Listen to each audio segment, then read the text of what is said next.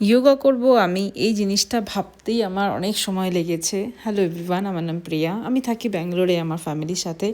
তো রিসেন্টলি মনে হলো না নিজের জন্য কিছু করা উচিত। লাস্ট 2 বছর ধরে নিজের জন্য সময় বার করাটা আমার জন্য খুব একটা চাপের বিষয় হয়ে যাচ্ছিল। তারপরে অনেক ভেবে চিনতে আমি একটা যোগা ম্যাট অর্ডার করলাম, অনেকটা সাহস নিয়ে। প্রাইস অত বেশি না, আমার একটা হেলদি লাইফস্টাইল অ্যাডাপ্ট করার জন্য যেসব জিনিসগুলো দরকার এটা চিন্তা করতেই যেন একটা খুশি ফিল হচ্ছিল আমার।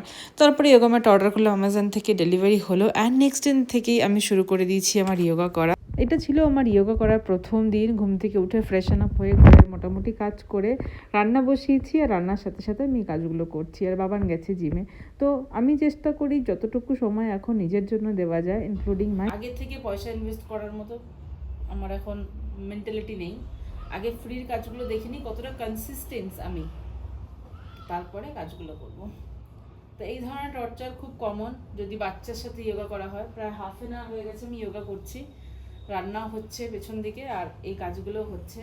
তো বেশ ভালো এই ব্যাপারটা। যাদের বাড়ি টডলার আছে, মনে করো যে কিছু করতে পারবে না, চেষ্টা করো সিরিয়াসলি। আমার 2 বছর লেগেছে, কিন্তু যখন থেকে স্টার্ট করবে তখন থেকেই মনে হবে yes I am doing something good for my self.